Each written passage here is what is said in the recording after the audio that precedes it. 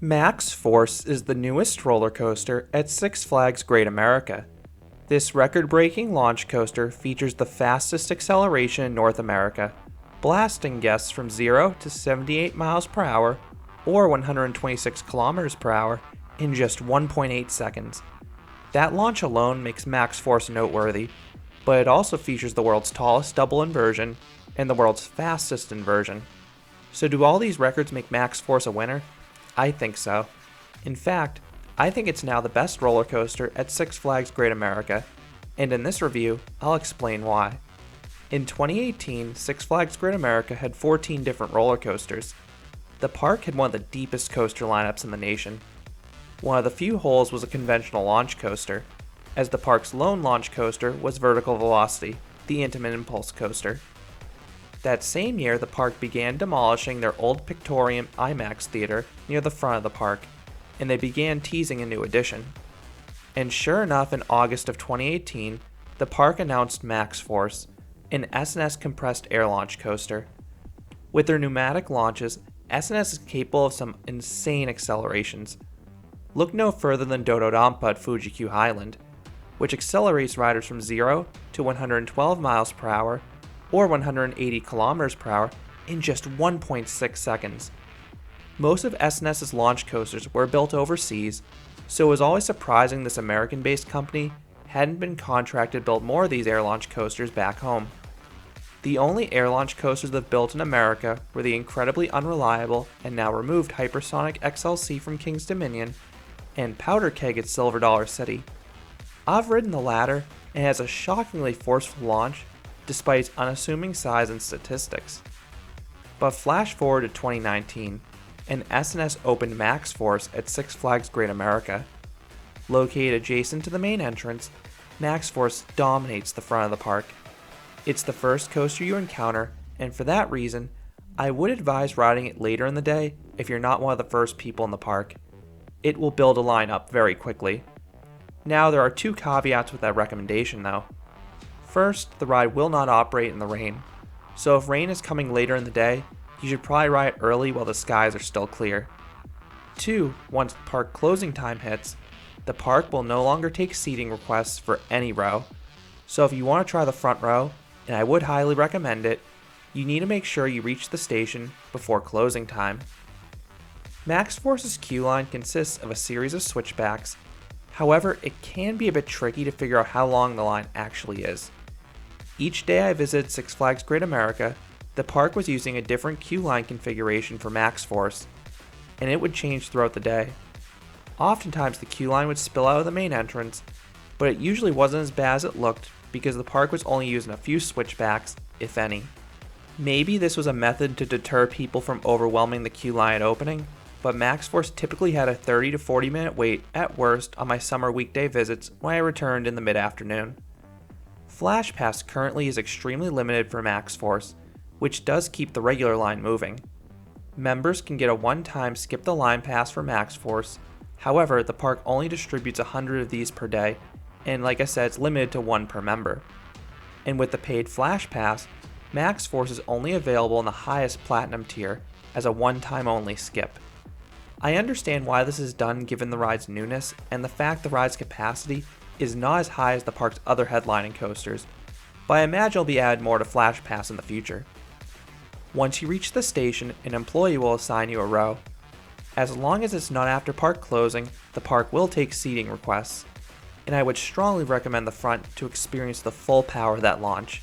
That being said, the launch still feels powerful in any row, and all the other elements ride similarly in any seat. Now Max Force's trains look fantastic. They are themed to look like dragsters, and I love the Zero car in particular. The trains are also quite comfortable. Despite going upside down 5 times, the coaster is just lap bars. These lap bars are comfortable, and while they do have shin guards, they are far enough away from your legs that I didn't notice them. Like Steel Curtain, Max Force's lap bars lock after they're checked, which means they will not and cannot lower any further during the ride. This makes it easier to experience the coaster's hang time. The one slight criticism I have with the trains is that the headrests taper all the way down the seat back, which is a bit awkward for taller riders, but if you lean forward you avoid this issue. After the trains are checked, max force rolls forward, and it is shocking how short this coaster's launch track is given its top speed, but that further emphasizes how rapid this ride's acceleration is. Unlike a lot of launch coasters, max force does not have a countdown. This makes the launch even more intense because it's hard to anticipate. If you are familiar with the timing of the rollback brakes after they lower, you can get a rough idea when the launch occurs, but you still cannot pinpoint the exact moment you blast off. And that launch blew me away. It feels like you're instantaneously teleported to the end of the launch track.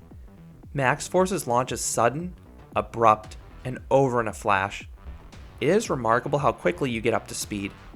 My stomach dropped in each of my Max Force rides, which is something only the strongest launches can cause. The sense of speed is augmented further by the tunnel that's immediately after the launch because you have to pass under the train. This tunnel has very little clearance, so it's a very thrilling visual.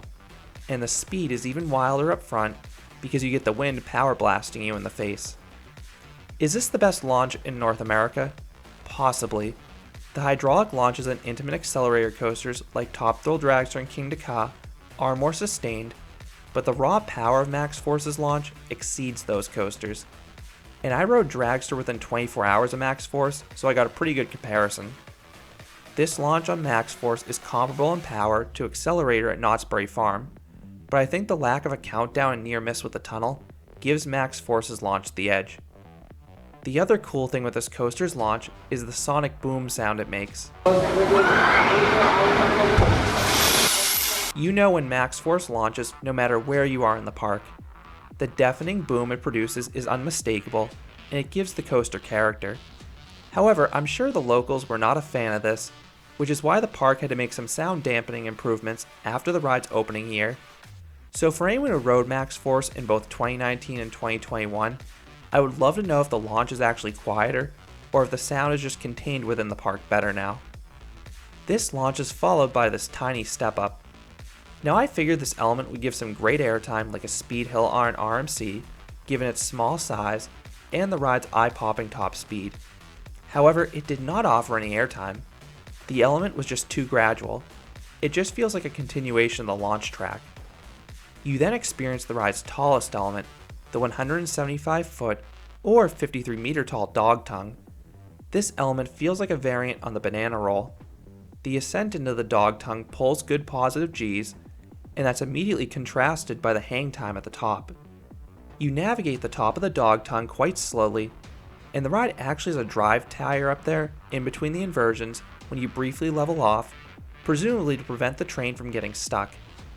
The second part of the Dog Tongue is the inverse of the first. You get some more hang time as you slowly roll upside down, and then the positive Gs rapidly build up as you dive towards the ground. And this valley is the most forceful part of the ride. It pulls 4.5 Gs, and I grade out on all my rides. This makes it hard to appreciate the incredible head chopper with a little step up after the launch, but off-ride, you can see just how close the track gets. The valley then banks slightly to the right around a building, which combined with the gray out hides the next element, which is the record-breaking barrel roll. This is the world's fastest inversion as you navigate at roughly 60 miles per hour or 97 kilometers per hour. Every other element on Max Force occurs high off the ground, so this barrel roll is one of the best spots to appreciate this coaster's blistering speed. I figured this element will offer some hang time, like most barrel rolls, but you traverse it so quickly that you don't get any hang time. Instead, the barrel roll is all about the tenacious snap and laterals. It feels like Max Force was trying to laterally eject me from the train. Max Force then rises up into yet another one-of-a-kind element, the Max Dive Loop. This element feels like a dive loop that starts to uninvert at the apex before starting to invert again. The final inversion causes an upside-down pop of airtime at the start, and then it morphs into more traditional hang time because you never fully level off in between inversions. For this reason, I can understand why some people will contest if Max Force actually has 5 inversions, because this feels like one continuous inversion. But however many inversions this coaster has, it is a ton of fun. You then zoom back towards the ground, hitting the brake run after just 25 seconds of action. Max Force is over in a flash, but it is a wild and satisfying 1,800 feet, or 549 meters of track. Most of these intense launch coasters are really short rides. Many just blast you up and down a tower. So I had my expectations in check when I rode Max Force. The fact this ride was able to cram 5 inversions into such a narrow footprint is remarkable. Because of the amount of elements in rapid fire succession, I would compare Max Force more to something like Hershey Park's Storm Runner. In terms of smoothness, Max Force is perfectly smooth. I didn't even notice any hint of a rattle. This made the coaster super rideable, especially since the short ride time kept me craving more. Last but not least, I want to touch on the coaster's reliability. Now I heard this coaster had a lot of downtime, and I had seen it close for whole days before my visit. But on my 4 most recent visits to the park, Max Force had barely any downtime outside of a few rain delays, which are understandable. I only saw it break down once for 10 to 15 minutes for a mechanical issue in my time at the park, so hopefully it'll be more reliable as time goes on. So what would I rate Max Force? I would give this compressed air launch coaster a 9 out of 10. Max Force is a speed demon and an adrenaline rush. It starts with arguably the best launch in North America and one of the best launches in the world. You then have a blitz of positive Gs, hang time, and laterals in rapid fire succession. For that reason, I think Max Force is not only one of the best launch coasters in the world, but I do think it's my favorite attraction at Six Flags Great America. So those are my thoughts on Max Force, the S&S Air Launch Coaster at Six Flags Great America. Have you been on this coaster? What are your thoughts about the coaster or that record-breaking launch? I would love to hear your thoughts down in the comments.